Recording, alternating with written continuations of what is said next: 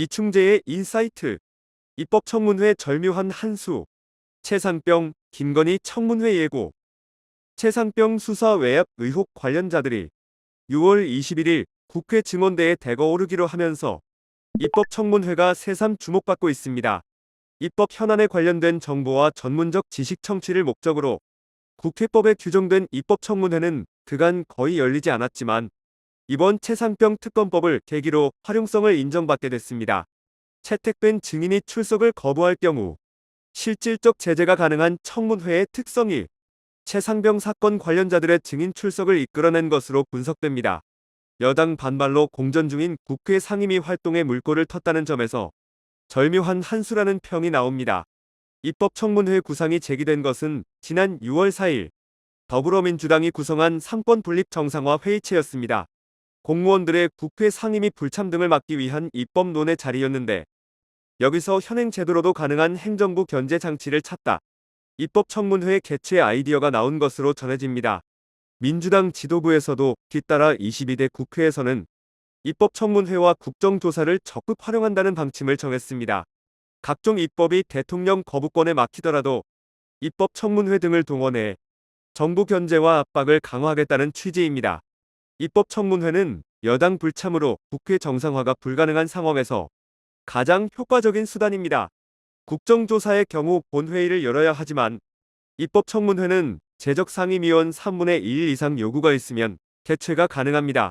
증인으로 채택되면 국회법에 따라 법적인 구속력이 부여되는데 출석은 의무고 동행명령장을 발부해 강제로 나오게 할 수 있습니다. 본인이 거부할 경우 고발을 통해 5년 이하 징역에 처할 수 있게 됩니다. 지금처럼 국회 상임위 업무보고나 현안 질의의 장관들이 불출석하는 사태는 벌어지지 않을 것이란 기대가 나옵니다. 야당 주도의 입법청문회, 여야 원구성 협상 돌파구 될 수도. 최상병 사건 증인들이 줄줄이 출석하기로 한데 고무된 민주당은 입법청문회를 더 확대할 계획입니다. 국회 정무위원, 민주당 소속 의원들은 김건희 특검법을 명분으로 입법청문회를 추진하기로 했습니다. 김 여사를 포함한 핵심 관계자와 해당 사건을 무혐의 종결 처리한 국민권익위 위원 15명 전원 등에 대한 증인 신청도 검토할 예정입니다. 과방위도 방송 3법 입법청문회를 열고 김홍일 방통위원장 등을 증인으로 부른다는 방침을 세웠습니다. 야당 주도의 입법청문회 입단 개최는 꽉 막힌 여야 원구성 협상에도 돌파구가 될 수 있다는 전망도 나옵니다.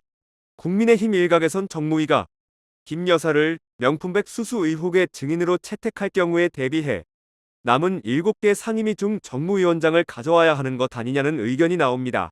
민주당이 입법청문회에서 정부를 향한 공세 수위를 높이는데 여당이 정부를 방어하지 못한다는 비판도 용산에서 나오는 것으로 전해집니다. 이런 상황에서 6월 21일 개최되는 최상병 청문회에서 야당이 성과를 낸다면 국민의힘의 고민도 깊어질 수밖에 없습니다. 그렇다고 민주당이 마냥 좋아할 상황도 아닙니다. 최상병 청문회에서 새로운 사실을 밝혀내지 못하면 여론의 질타를 받을 수 있기 때문입니다. 야당으로선 단독 청문회인 만큼 여당의 정부 엄호성 발언이 없어 일방적으로 증인들을 몰아붙일 수 있는 데다 질의 시간도 여당 몫까지 차지하는 등 진상을 규명할 조건은 충분한 셈입니다. 이런 상황에서 맹탕 질문으로 의혹 규명을 제대로 하지 못하면 그 비난은 민주당에 돌아올 수밖에 없습니다.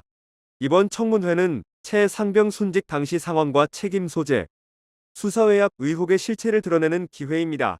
수사외압 가해자이자 대통령실 연결고리로 지목된 이종섭 전 장관과 임성근 전 사단장, 피해자 격인 박정훈 전 수사단장이 함께 의원들 질의에 답하는 자리가 마련된 셈입니다. 이번 청문회를 통해 의혹의 실체가 상당 부분 확인된다면 윤 대통령과 국민의힘도 조만간 재발이 될 최상병 특검법의 거부권을 행사하는 데 부담을 느낄 수밖에 없습니다. 최상병 특검이 왜 필요한지 입증해야 할 책임이 민주당 의원들에게 있습니다.